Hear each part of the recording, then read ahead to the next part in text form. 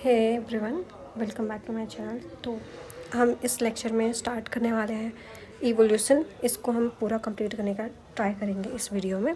तो ये revision series चल रहा है, तो यहाँ पे हम डिटेल इसमें कॉन्सेप्ट को नहीं करेंगे, इसमें हम फास्ट रिवीजन करेंगे। चलिए स्टार्ट करते हैं।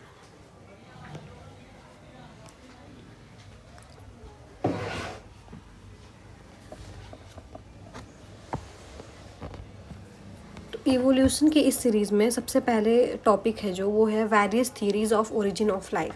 मतलब लाइफ का ओरिजिन जो होता है, इवोल्यूशन में पढ़ते क्या है कि कैसे कैसे लाइफ इवॉल्व हुआ है। तो सबसे पहले हम इसमें देखते हैं कि बहुत सारे जो साइंटिस्ट थे बहुत पहले, उन्होंने बहुत सारी अपनी अपनी थियरी दी गई है कि कैसे इवॉल्व हुआ होगा, कैसे पहला सेल आया होगा, फिर कैसे कैसे नया सेल बनता है। ये सारी थियरी दिए थे बाकी अलग अलग साइंटिस्ट।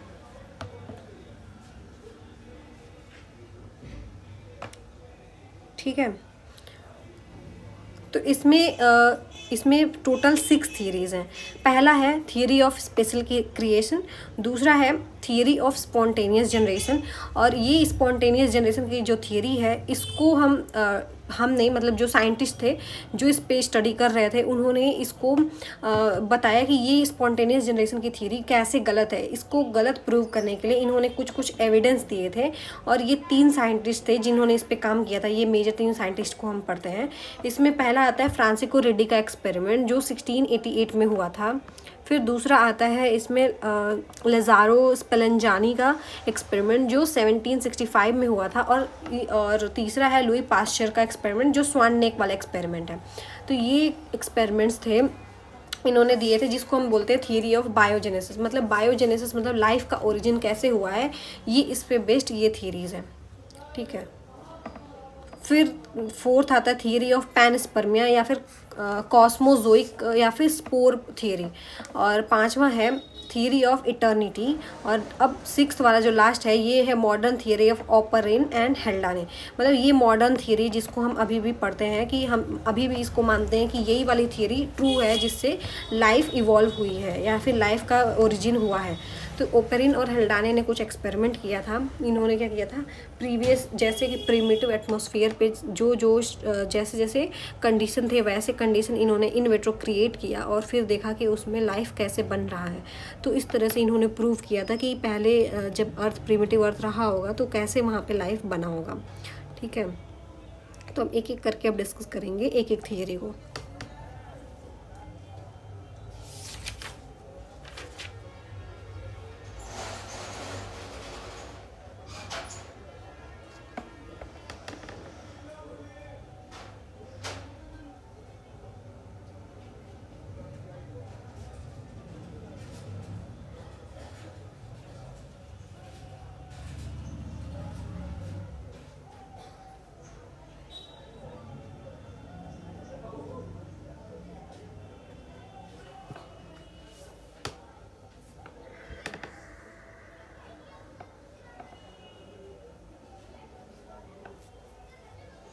तो इसमें आगे हम देखते हैं प्रोकैरियोट की ओरिजिन, यूकैरियोट का ओरिजिन। स्टार्ट करने से पहले मैं एक बार ओवरव्यू दे दूं कि क्या क्या हमें इसमें पढ़ना है। फिर ये ओरिजिन देखने के बाद हमें पता चलता है फाइनली कि मल्टी सेलुलैरिटी कैसे है। यू बैक्टीरिया है, आर्किया है, यूकैरिया, ये 3 तरह के से ओरिजिनेट हुए हैं। फिर इसमें एरिस्टोटल ने अपना कुछ थियरी दिया था। प्री डार्विनियन थियरीज हम पढ़ेंगे। इसमें बहुत 3 तरह की इन्होंने, मतलब इनका पोस्टुलेट्स 3 था। फिर थियरी ऑफ डार्विन पढ़ेंगे, डार्विन ने भी कुछ कुछ थियरी अपनी दी थी। फिर लेमार्क्सिज्म पढ़ेंगे, फिर डार्विनिज्म पढ़ेंगे। डार्विनिज्म में कुछ बेसिक पोस्टुलेट्स होते हैं, ये इंपॉर्टेंट है, इससे ऑलरेडी क्वेश्चन आया हुआ है और ये इससे हमेशा क्वेश्चन आता है। म्यूटेशन थियरी ऑफ इवोल्यूशन है, मॉलिक्यूलर इवोल्यूशन है, इसमें हम बायोलॉजिकल क्लॉक वगैरह देखते हैं। फिर मॉडर्न थियरी ऑफ इवोल्यूशन है, इसको हम बोलते हैं नियो डार्विनिज्म। इसमें इसके टोटल 6 पोस्टुलेट्स होते हैं जिसको आगे डिस्कस करेंगे। एविडेंसेस ऑफ इवोल्यूशन, अब इवोल्यूशन के एविडेंस क्या क्या है, इसमें मेन 5 एविडेंस पे हम बात करते हैं। जैसे palaeontological evidence, comparative anatomical and morphological evidence देखते हैं। फिर कंपैरेटिव एम्ब्रियोलॉजी देखते हैं, बायोजियोग्राफिकल एविडेंस देखते हैं, बायोकेमिकल एंड मॉलिक्यूलर एविडेंस देखते हैं। इसके बाद हम बिहेवियर वगैरह पढ़ते हैं कि एनिमल कैसे कैसे बिहेव करते हैं, उनका जो न्यूरोलॉजी होता है वो भी थोड़ा देखते हैं कि लर्निंग कैसे होती है, कैसे उसको अलग अलग कंडीशन में रखें तो कैसे बिहेव करता है, ये सारी चीज़ें यहाँ पे डिस्कस करेंगे। तो मेन यही सारी चीज़ें हैं। और इसमें जो ये होता है, इसमें आगे एडाप्टिव रेडिएशन, मार्सुपियल रेडिएशन जिसमें आता है, ये इंपॉर्टेंट टॉपिक है। अल्ट्रुइज्म है, अल्ट्रुइज्म पे आता ही क्वेश्चन है। इसमें Hamilton inclusive fitness, skin selection, Hamilton's rule, ये सब आगे डिस्कस करेंगे। इसमें आता है reciprocal altruism, Hardy Weinberg equilibrium, speciation कितने टाइप के, जैसे एलोपैट्रिक, पेरीपैट्रिक, सिम्पैट्रिक, पैरापैट्रिक, ये सारे तरह के स्पेसिएशन भी देखते हैं। उसके बाद नेचुरल सिलेक्शन देखते हैं जिसमें 3 तरह का होता है, एक stabilising selection, directional selection, disruptive selection. फिर आता है एनाजेनेसिस, क्लैडोजेनेसिस, ये अलग अलग टाइप का होता है। और इसमें जेनेटिक ड्रिफ्ट भी देखेंगे जिसमें बॉटलनेक इफेक्ट, फाउंडर इफेक्ट और इन ब्रीडिंग कोएफिशिएंट से भी एक क्वेश्चन आता है, तो उसका एक इक्वेशन होता है वो याद करना पड़ेगा, उस पर क्वेश्चन आता है। कॉम्पिटिटिव एक्सक्लूजन प्रिंसिपल होता है जो गॉस का लॉ है। रिसोर्स पार्टीशनिंग इन्होंने इसमें बताया था। अब मॉडल ऑफ सक्सेशन देखते हैं इसमें कि फैसिलिटेटेड होता है, टॉलरेंस होता है, इनहिबिशन, अलग अलग टाइप का होता है। और इसमें एक जियोलॉजिकल टाइम स्केल से भी एक क्वेश्चन आता है, पिछले साल मतलब पिछले बार ये जो हुआ था 2025 का जून वाला, उसमें भी एक आया था जियोलॉजिकल टाइम स्केल पे। इसमें ये पूछ लेता है, क्रोनोलॉजिकल ऑर्डर पूछ लेता है कि पुराना कौन सा है, उसके बाद क्या आता है, उसके बाद क्या आता है और नया वाला कौन सा है। तो ऐसे टाइप का ये क्रोनोलॉजी पूछ लेता है इसमें। सिंपल सा एक क्वेश्चन आता है इसमें। फाइलोजेनेटिक ट्री आती है इसमें। फिर इसमें डाइवर्सिटी वाले पार्ट में अल्फ़ा बीटा गामा वाला डाइवर्सिटी है। बस इतने सारे टॉपिक हैं, ये हमें कवर करना है। तो स्टार्ट करते हैं सबसे पहले थीरीज से, various theories of origin of life. ठीक है। तो सबसे पहला थ्योरी क्या है, theory of special creation. Theory of special creation, इसको नोट करेंगे कि थियरी ऑफ स्पेशल जो क्रिएशन है ये दिया था फादर सोरेज ने। इसको हम बोलते हैं क्रिएशनिज्म भी बोलते हैं। क्रिएशनिज्म मतलब कोई सुपर नेचुरल पावर है, लाइक गॉड कोई है, कोई गॉड होता है जो ऑर्गेनिज्म को बनाते हैं। तो इस थियरी में ये बताया गया था स्पेशल क्रिएशन में कि एक गॉड होते हैं, वो सुपर नेचुरल पावर जिसको हम बोलते हैं, वो क्या करते हैं, अगर हम डे 1 पे क्या करेंगे, डार्क और लाइट, डे 2 में अलग होगा, डे 3 में अलग होगा। तो अगर ऐसे ही क्रिएशन करना हो तो अलग अलग दिन पे, जैसे 6 दिन का इन्होंने बताया था कि 6 दिन में एक ऑर्गेनिज्म बन के रेडी हो जाता है और ये गॉड ने बनाया है।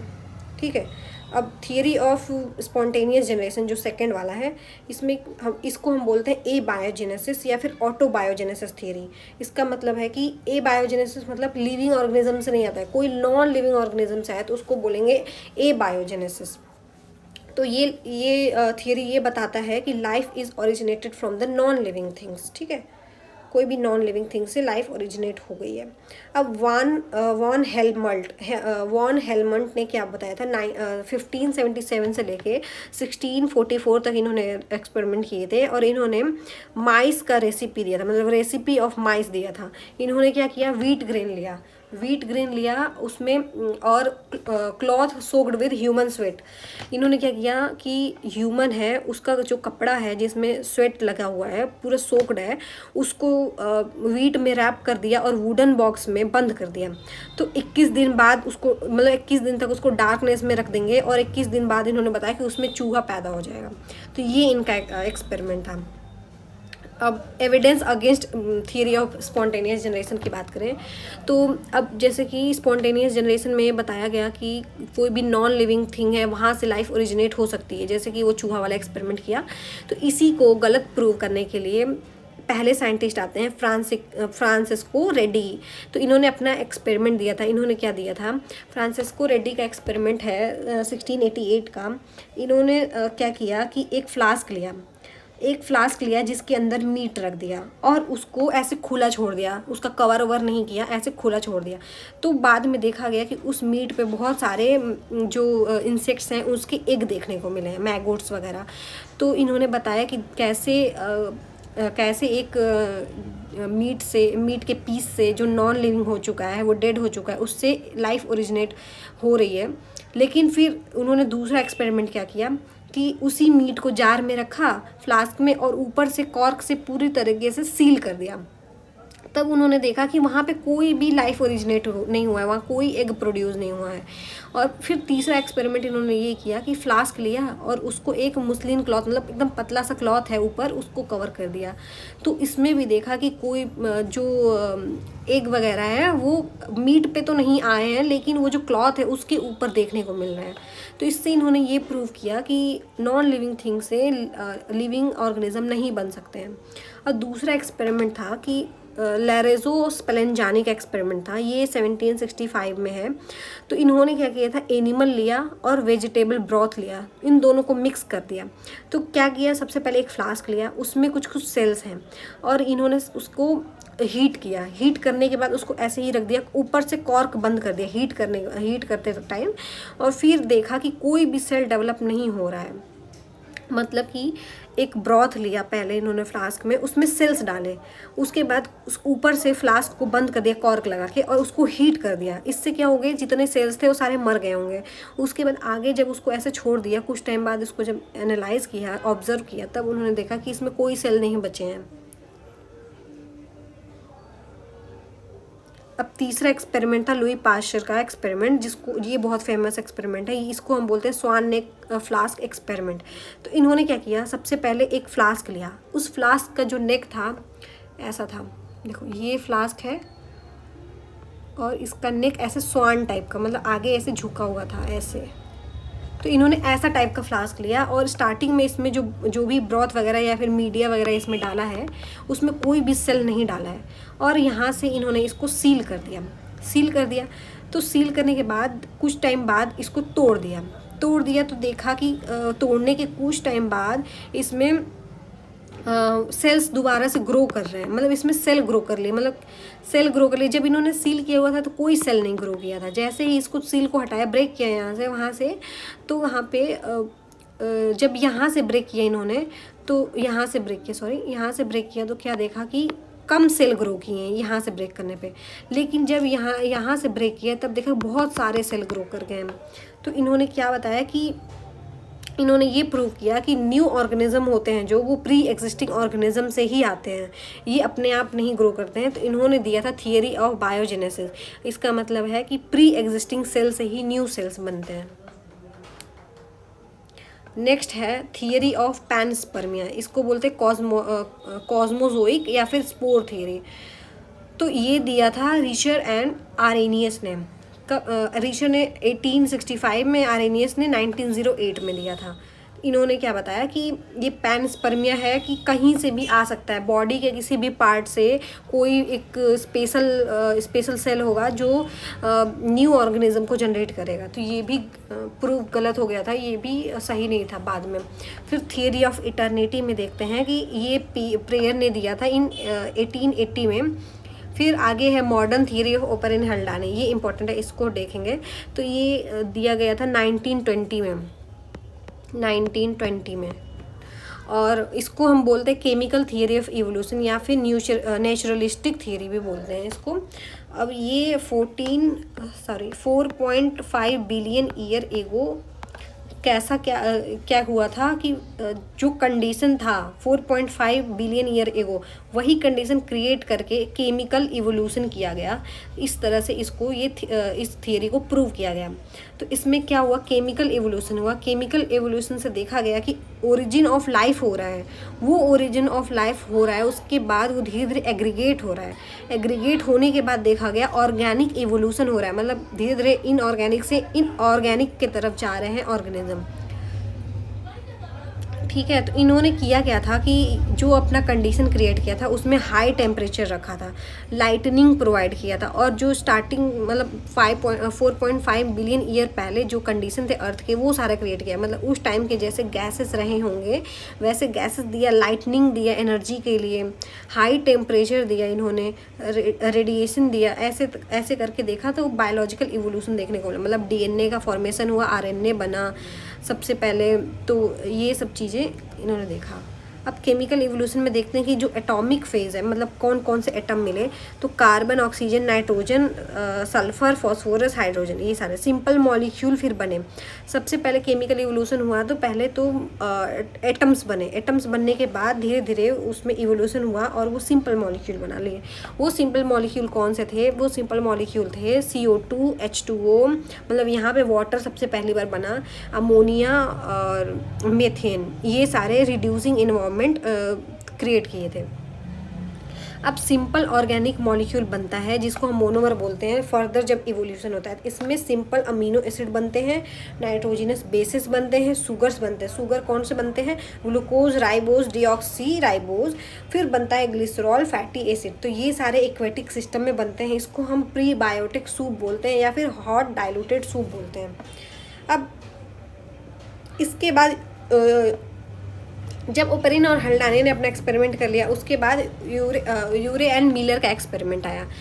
यूरे एंड मिलर ने, ठीक है एक मिनट देखो, यूरे एंड मिलर का जो एक्सपेरिमेंट है ये काफ़ी फेमस एक्सपेरिमेंट है। इन्होंने दिया था 1953 में और इन्होंने ग्लास अपैरेटस यूज़ किया। उसमें क्या किया था इन्होंने? H2O लिया, NH3 लिया। जो ओपरिन और हल्डाने थे ना, इन्होंने थियरी बताया था कि ऐसे ऐसे हुआ होगा, लेकिन एक्सपेरिमेंटली उसको प्रूव किया था यूरे एंड मिलर ने। इन्होंने एक्सपेरिमेंट नहीं किए थे, यूरे एंड मिलर ने उसको एक्सपेरिमेंटली प्रूव किया। अब यूरे एंड मिलर ने ग्लास का अपैरेटस लिया, उसमें वाटर डाला, अमोनिया गैस दिया, मीथेन दिया और H2 गैस दिया। अब इसका कॉम्पोजिशन भी कभी कभी आ जाता है, तो अमोनिया 1 होगा, इसका रेशियो अगर देखें तो ये 2 होगा, ये 2 रेशियो में होगा। तो अमोनिया कम होता है, ये 2:2 रेशियो में, बाकी दोनों मीथेन और हाइड्रोजन होते हैं। यहाँ पे हाई वोल्टेज दिया गया था, हाई वोल्टेज का इलेक्ट्रिक स्पार्क प्रोवाइड किया गया था। कितना दिया था? 800 फ़ारेनहाइट का स्पार्क दिया गया। अब ये जो ग्लास अपैरेटस है, ये ग्लास अपैरेटस ऐसे होता है कि ये नीचे ऐसे अपैरेटस होता है, यहाँ पे कॉर्क लगाया हुआ होगा, यहाँ से ये बॉयल किया जाता है, नीचे हीट दिया जाता है, हीट, ठीक है, हीट करके ये ग्लास का अपैरेटस बॉयल किया जा रहा है और फिर आगे जाके ये ऐसे कनेक्ट होता है एक और ऐसे अपैरेटस में। यहाँ पे क्या है? यहाँ पे इलेक्ट्रोड लगाते हैं, इलेक्ट्रोड शॉक देने के लिए। फिर यहाँ से इलेक्ट्रिक स्पार्क लगता है और देखो यहाँ पे गैसेस बनते हैं या फिर दिए जाते हैं। फिर ये यहाँ पे हॉट वाटर प्रोवाइड किया जाता है, हॉट वाटर, ठीक है, कूलिंग के लिए भी यहाँ पे सिस्टम होता है।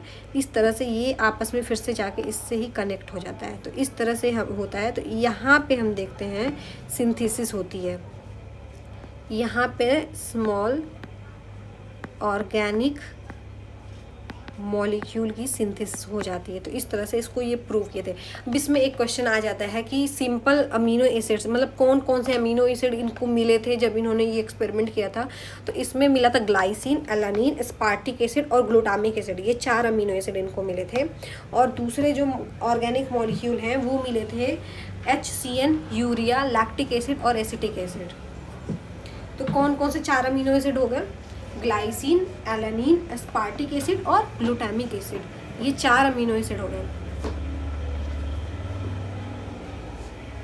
अब जब ये सिंपल ऑर्गेनिक मॉलिक्यूल बन जाता है, उसके बाद बनता है कॉम्प्लेक्स मॉलिक्यूल, कॉम्प्लेक्स पॉलीमर्स बनते हैं।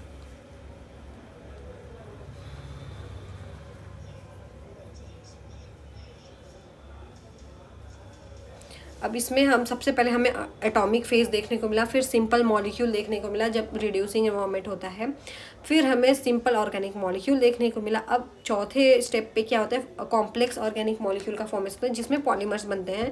ये कैसे बनता है? ये बनने के बाद फिर एग्रीगेट होता है। एग्रीगेट होने के बाद जो पहले सेल बनता है ना, उसको बोलते हैं प्रोटोसेल, ठीक है। तो क्या बना? एक मिनट यहाँ पे ऐड कर लेते हैं एक पेज।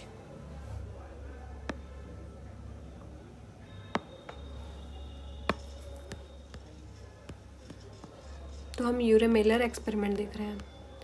तो सबसे पहले क्या हुआ? 4 फेज में हुआ ना। पहला फेज हुआ एटॉमिक फेज, दूसरा हुआ सिंपल मॉलिक्यूलर फेज, तीसरा हुआ organic molecule, organic simple molecule. चौथे फेज में बन रहा है कॉम्प्लेक्स ऑर्गेनिक मॉलिक्यूल, जिसको हम पॉलीमर बोल रहे हैं। और यही पॉलीमर एग्रीगेट होते हैं, तो एग्रीगेट होके बनाते हैं प्रोटोसेल। प्रोटोसेल, ठीक है, अभी तक हमने यहाँ डिस्कस किया। अब ये प्रोटोसेल बन गए, अब इसके आगे क्या होगा? अब आगे इससे प्रोटोसेल से प्री सेल बनेंगे, जिसको हम फर्स्ट सेल बोलते हैं। इसके बाद ये प्री सेल बनाएंगे, इसी को हम बोलते हैं फर्स्ट सेल, ठीक है, जो हमने यहाँ पे लिखा है।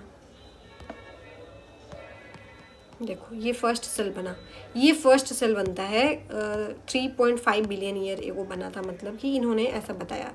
अब ओपरीन जो होते हैं, ओपरीन ने बताया था कि एक कोएसर्वेट्स होते हैं। कोएसर्वेट्स क्या होते हैं?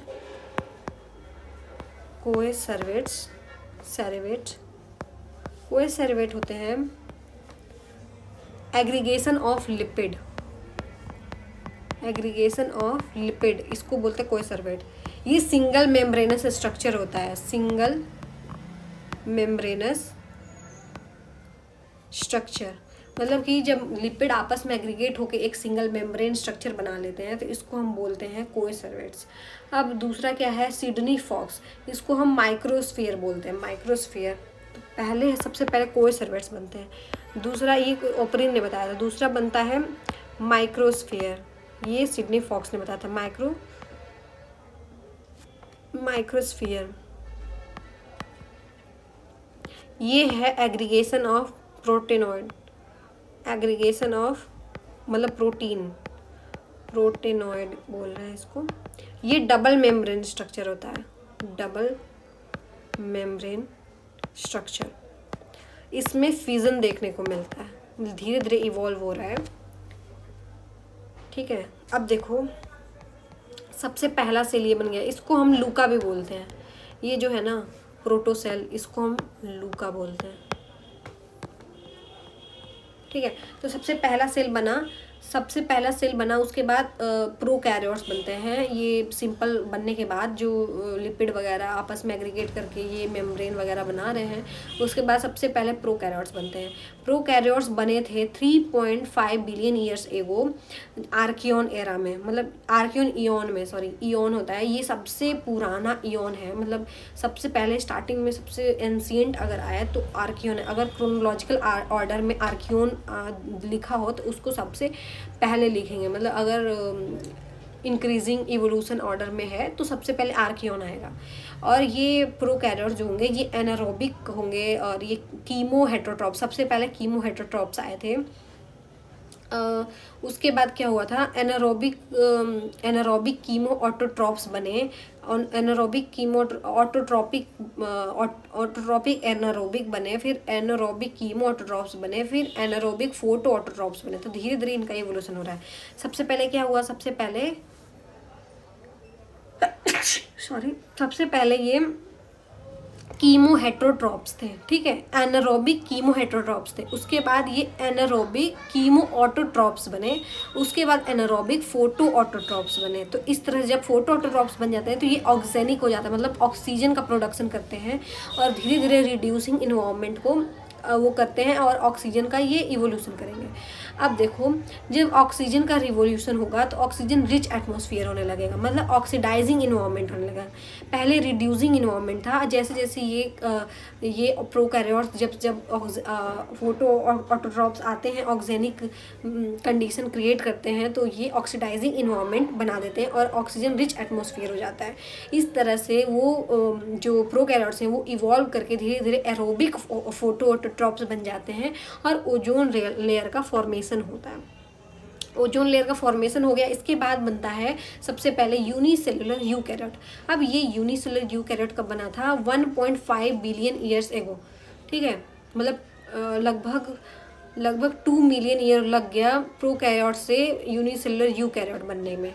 अब ये जो होते हैं यूनिसेलुलर यूकैरियोट, इनके पास फ्लेक्सिबल सरफेस होता है, लूज सेल वॉल होता है। इवोल्यूशन में ये सबसे पहले फैगोसाइटोसिस बनाते हैं, क्योंकि ये दूसरे को इनगल्फ करके खुद एनर्जी कंज्यूम करें उससे, तो ये फैगोसाइटोसिस करते हैं। Formation of membrane bounded cell organelle, इसमें मेम्ब्रेन बाउंडेड सेल ऑर्गेनेल बनने लगता है। फिर इसमें ओरिजिन ऑफ साइटोस्केलेटन होता है, जीनोम का ऑर्गेनाइजेशन होता है, एक्विजिशन ऑफ माइटोकॉन्ड्रिया होता है, क्लोरोप्लास्ट बनता है, जिसको हम एंडोसिम्बायोसिस थ्योरी में एक्सप्लेन किया जाता है इसको। अब इसमें ओरिजिन ऑफ, इसके बाद होता है ओरिजिन ऑफ मल्टी सेलुलैरिटी, जिसमें हम डिवीज़न ऑफ लेबर देखने को मिलता है। इसमें 3 डोमेन्स होते हैं लाइफ के। ये जो है यूबैक्टीरिया, आर्किया और यूकैरिया, ये क्या होता है, ये 3 डोमेन होता है। ये 3 डोमेन सिस्टम जो दिया था, ये दिया था कार्ल वूज ने, ठीक है। 3 डोमेन सिस्टम, तो 3 डोमेन कौन कौन से हो गए, यूबैक्टीरिया, आर्किया और यूकैरिया। यूबैक्टीरिया में आते हैं जो प्रॉपर बैक्टीरिया होते हैं, जो भी प्रोकैरियोटिक बैक्टीरियाज हैं वो सारे आते हैं यूबैक्टीरिया में। आर्किया में आते हैं आर्किया बैक्टीरिया, मतलब आर्की बैक्टीरिया आते हैं। आर्की बैक्टीरिया यू बैक्टीरिया में थोड़ा सा सेल वॉल के कॉम्पोजिशन में डिफरेंस होता है। तो इस पे भी एक पीवाई आ चुका है कि आर्किया में किस बेसिस पे डिफरेंस होता है आर्किया यू बैक्टीरिया में, तो सेल वॉल के बेसिस पे इन दोनों में डिफरेंस होता है, मतलब इनको अलग अलग डोमेन्स में बांटा गया है। अब यूकैरिया जो होते हैं, इसके अंदर आता है प्रोटिस्टा, प्लांट, एनिमल और फंजाई, 4 चीज़ें आती हैं। प्रोटिस्टा, प्लांट, एनिमल, फंजाई, और ये क्रोनोलॉजिकल ऑर्डर के बेसिस पे है, ठीक है। तो आगे अब हम देखेंगे origin of cell and unicellular evolution, ये हम देख चुके हैं। अब हम आगे देखेंगे इवोल्यूशन कैसे हो रहा है, अलग अलग और भी थीरीज हैं। तो continuous and gradual change in an organism और a group of individual during the history of earth is known as evolution, ठीक है। Population is unit of evolution, population एक यूनिट होता है इवोल्यूशन का, according to new idea of evolution, ठीक है। अब इसमें बहुत सारे थीरीज हैं। लेमार्क ने दिया था इनहेरिटेंस ऑफ एक्वायर्ड कैरेक्टर का थीरी। एक आते हैं लायल, इन्होंने प्रिंसिपल ऑफ जियोलॉजी दिया है। वैलेस ने नेचुरल सिलेक्शन थीरी दिया है, डार्विन और वैलेस दोनों ने। फिर डार्विन ने अपना काम को पब्लिश किया था, ओरिजिन ऑफ स्पीसीज एक बुक है इनका, उसमें। मेंडल फिर आते हैं, मेंडल ने क्या किया था, पेपर पब्लिश किया था पी के ऊपर, पी प्लांट के ऊपर। फिर मॉर्गन आते हैं, मॉर्गन ने रोल ऑफ क्रोमोजोम इनहेरिटेंस बताया था। फिर फिशर, हेल्डाने, रिच आते हैं, इन्होंने बताया था फाउंडेशन ऑफ पॉपुलेशन जेनेटिक्स। उसके बाद आते हैं डॉबहैंसी, जिन्होंने बताया था जेनेटिक्स और एंड ओरिजिन ऑफ स्पीसीज बताया था। अर्नस्ट मेयर आते हैं, सबसे मेन इसमें अर्नस्ट मेयर जो होता है, जो ओरिजिन ऑफ स्पीसीज है ना, स्पीसीज का जो भी कॉन्सेप्ट है वो अर्नस्ट मेयर ने बताया था। उसके बाद सिम्पसन आते हैं, इन्होंने क्या बोला था, इन्होंने मोड ऑफ इवोल्यूशन बताया था। फिर स्टेबोन आते हैं, स्टेबिन्स आते हैं, इन्होंने क्या बताया था, variation and evolution in plant बताया। फिर वॉटसन एंड क्रिक आते हैं, जिन्होंने डीएनए का स्ट्रक्चर दिया था। उसके बाद बेमहार्ड और रेंस आते हैं। इतने सारे नाम याद नहीं करने, बस एक हाँ ये पता होना चाहिए कि कौन कौन से साइंटिस्ट इसमें हैं, तो इसलिए मैं ये सब बता रही हूँ। बेमहार्ड रेंस आते हैं, जिन्होंने इवोल्यूशन एबो द स्पीसीज लेवल बताया। फिर जूकर कैंडी एंड पॉलिंग आए थे, इन्होंने मॉलिकुलर क्लॉक हाइपोथेसिस दिया था। ये इंपॉर्टेंट है, मॉलिकुलर क्लॉक पे क्वेश्चन आता है। मॉलिकुलर क्लॉक दिया था हाइपोथेसिस पॉलिंग ने। फिर आते हैं मोटू एंड किमोरो, इन्होंने क्या बोला था, न्यूट्रल थियरी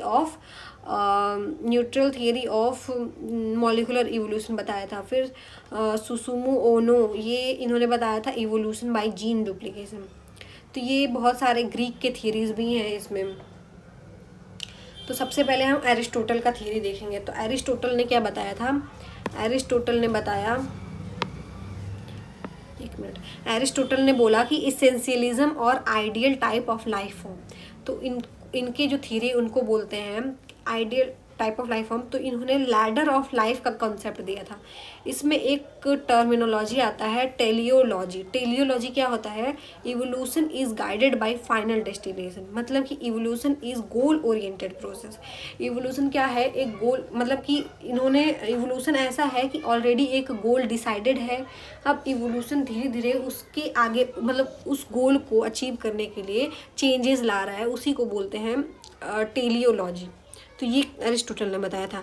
अब इन्होंने क्या बोला कि जैसे प्रिमिटिव लाइफ फॉर्म है उससे कॉम्प्लेक्स इवॉल्व लाइफ फॉर्म बने हैं, तो प्रिमिटिव लाइफ फॉर्म जो होते हैं उनका बॉडी ऑर्गेनाइजेशन सिंपल होता है, और जब कॉम्प्लेक्स इवॉल्व लाइफ फॉर्म्स हो जाते हैं तो उनका बॉडी ऑर्गेनाइजेशन बहुत ही कॉम्प्लेक्स हो जाता है। अब नॉन लिविंग थिंग्स से प्लांट बन रहा है, फिर लोअर एनिमल बन रहा है, फिर लार्ज साइज के एनिमल बन रहा है, इस तरीके से इवोल्यूशन हो रहा है। अब ग्रेट चेन ऑफ बीइंग्स, और इसको बोलते हैं लैडर ऑफ लाइफ। जो ये लैडर है, मतलब पहले सबसे सिंपलर चीज़ से कॉम्प्लेक्स चीज़ बन रहा है, तो ये एक तरह से लैडर की तरह वर्क कर रहा है, तो इसको बोलते हैं स्केला नेचुरी। अब आता है pre Darwinian theory. Pre Darwinian theory 17 और 18 सेंचुरी में दिया गया था। इसमें सबसे पहले होता है theory of uniformitarianism. Theory of uniformitarianism में इन्होंने ये किसने दिया था? हटन एंड आयल ने दिया था इसको, थियरी ऑफ यूनिफॉर्मिटेरियनिज्म। ये जियोलॉजिस्ट थे, इन्होंने ये थ्योरी दी थी।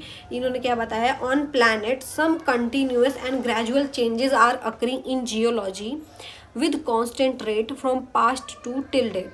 इन्होंने ये बताया कि जो प्लैनेट है उसमें कंटिन्यूअसली धीरे धीरे चेंजेस होते जा रहे हैं।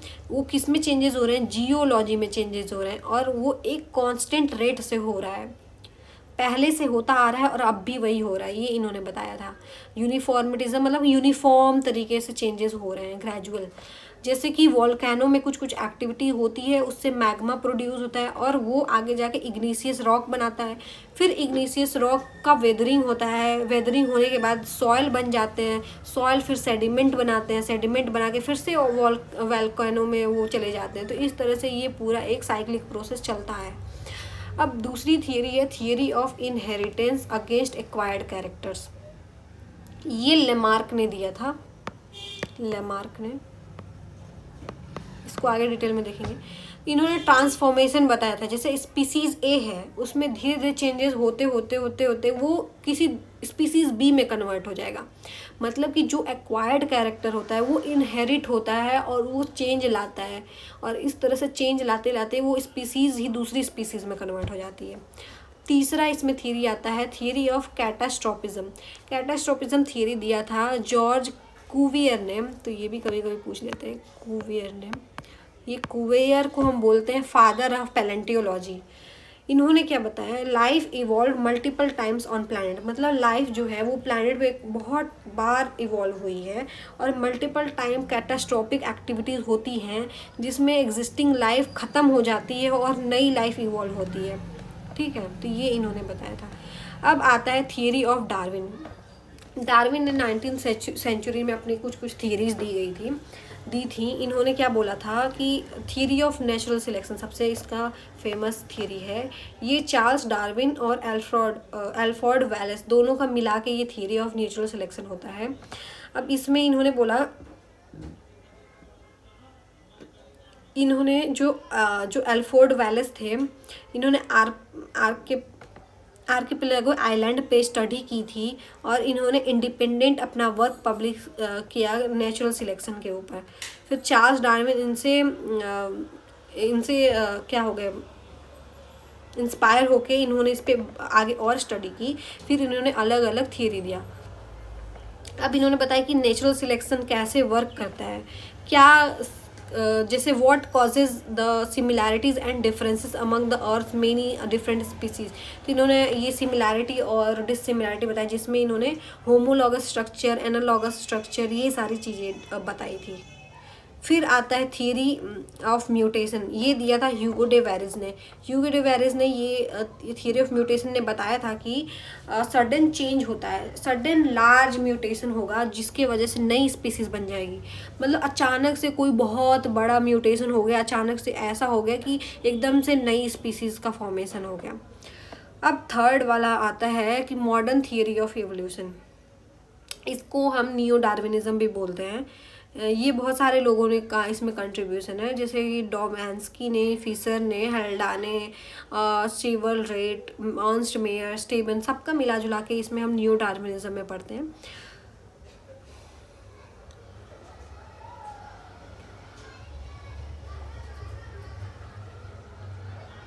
अब हम लेमार्किज्म को थोड़ा सा डिटेल में देखेंगे। लेमार्किज्म में क्या बोला था कि theory of inheritance of acquired character. तो इन्होंने 1744 से लेके 1829 तक काम किया। इन्होंने अपना एक बुक भी पब्लिश किया जिसको बोलते